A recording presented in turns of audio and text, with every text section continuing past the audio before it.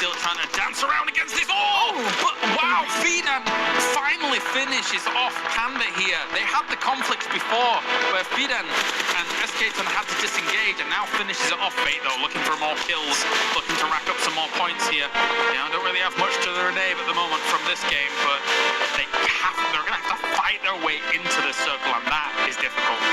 Wow, that's a great fight from 1218 as well. 1218 was the one that was catching up to Fate, but it looks like Fate will be the ones that are still alive. But of course, they're going to run into World of Wonders. At this point, so many teams are having to make a move. I'm not surprised that some of them are just stopping to hold out everybody else in front of them. So Ragnarok, he's going to find himself knocked. Leif, he's down to half HP. The rest of them just trying to run, because at this point, this blue damage is not something you want to be inside of. This is just a med tank. Definitely is. This is brutal to deal with for Fate. Getting in, very difficult. It's going to be hard indeed. I don't know how you do it. I don't know. With World of Wonders kind of entrenched where they are right now, I mean, you actually have to just tank the blue, right? And just chill and maybe find a wide rotate, or even go for a heal strategy here. This is not going to be Fate's game. It is not, especially with this next zone shift down to the southern side. It does look like World of Wonder, though. They're trying to push out of their compound now. They're going to be running straight to Unique, getting a bunch of knocks into them as of right now. Nasser actually goes down. I'm so surprised about that. But all these teams, it looks like they just have to continue their huge rotations. It's not getting easier. And also, this is finally starting the fights in Painan soon as well. But everybody up here on this north side, they are already making a move. They have to continue it. The circles want Na'Vi to take this tournament. This south shift to Meku is just ludicrous. But anyway, we'll take a look at that in a moment's time, as World of Wonders is doing fantastic stuff for holding them out. We have Kanina Power through in Painan, now pushing on Suda. The heals are going down from Fate to try and salvage some points wherever they can. Late's going to have to leg it. Team Unique has gone down. Footballist has a brilliant spot on the other side of the river. But this is scary, right? With that kind of river cutting this kind of circle up, I don't know where you take. You just take wherever you can get. Exactly, and so many of these teams are going to be on that northeastern side. Meanwhile, in Painan, there was 4 teams in there, and they all have to make a push. There's just one after Suda, but there's still 2 other teams here, next Ruya and Kanina Power. Each of them just trying to third party in this situation. And it looks like a bunch of them are down onto next Ruya. Just one more left, and because of that, they're going to be found out and taken down. So 2 teams taken down in a matter of seconds, Kanina Power being the one that come out on top. Now all they have to do is worry about the other teams on the other side, but they have the northern side of Painan all for themselves. And Conqueror's going to be pushing on to Guns now here. This fight has been kind of brewing, considering the distance and direction that they were coming into the circle. Guns going to be priming up some more grenades, maybe throwing this forwards from Freak. Will it connect with much?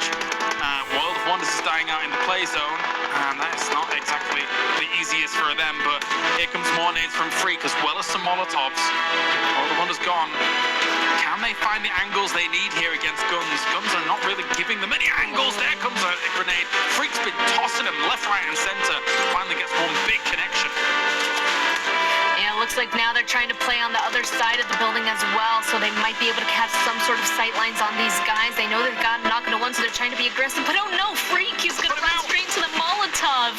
Yeah, he's on fire. Now both of them trying to get the rest into their force, so it's still going to be a 4 versus 4 strong. Conqueror also now taking the moment to heal on up. The zone popped again. Conqueror has to continue this fight into Guns. Is Kanina Power getting involved? What was that? Rove cancelled the res, so this is wasting more time. I think he was scared about the footsteps coming in. So not exactly the best situation, but they still do get Freak up here. Conqueror's got to move. Conqueror has to move. They're slowly going to get pressed by this blue. It looks like they're attempting to. There we go. A little bit of a wraparound onto Guns, but I mean, Guns, they're just backing up. They're just slowly moving away. It looks like Freak is not in the best position again whatsoever, but there we go. So many smokes out trying to make the move now. They have a little bit of hard cover. It's going to be Conqueror that's shoved out into the open.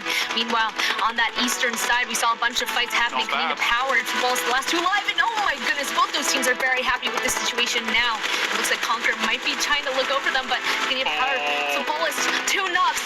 That's absolutely insane. Whoever wins that will have a beautiful spot inside the zone. Footballist getting absolutely mullered by Kanina Power and Conqueror in through the smokes. Here comes the Guns though. They're pushing so hard against this. Are they going to take the ball? Oh my God, Lord!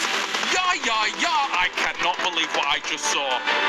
And now they're going for the reses now. If they get these reses and they heal up quickly enough, they may be able to push through Pioneer into Kanina Power's position here. It's really Kanina Power that holds all of the power inside of this zone. They're holding the building as long as they can on the slow side of that zone move, and all they have to do is just move slowly inside. But as of right now, they just have to kill everybody else trying to make a move, and obviously right now, Guns is their biggest threat that they're trying to keep an eye on. Otherwise, there's just two solos left for Footballist and Navi.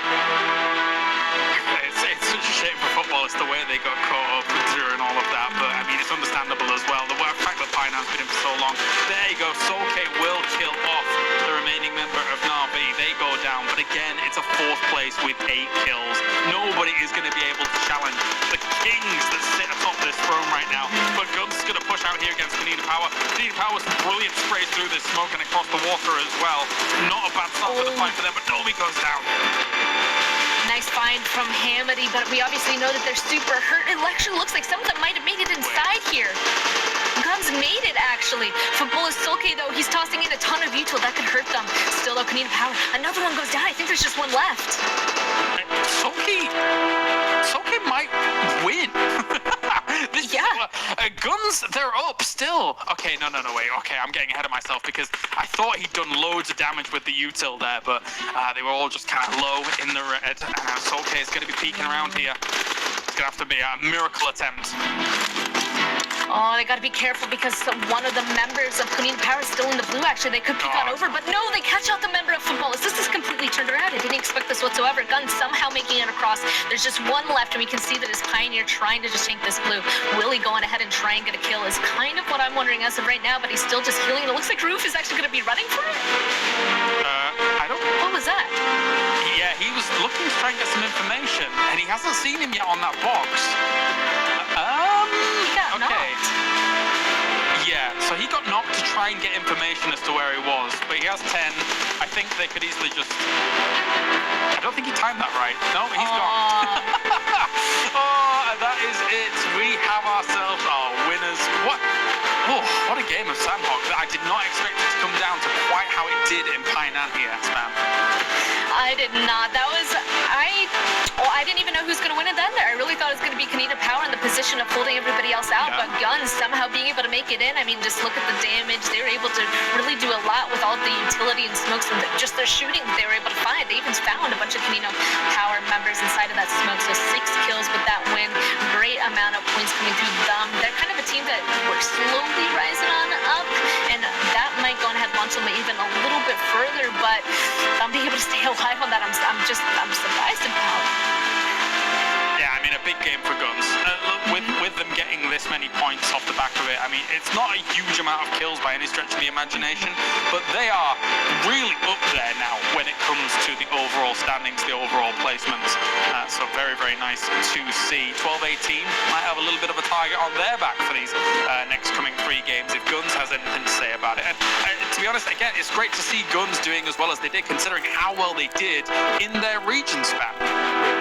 They were the team that came in and first, from the Arabia region. So I was really expecting a lot from them, and they kind of didn't start off on a good foot, and then they're slowly coming back. I don't think we've seen anything absolutely explosive from them, except for like a handful of situations, but in that one, that's definitely one that I will be remembering. That's a good situation, because that's kind of the play that I'm used to coming through from them. So, and maybe there was a little bit of a slow start for them, but it looks like in that last day here, it looks like they're really trying to gain a few more spots.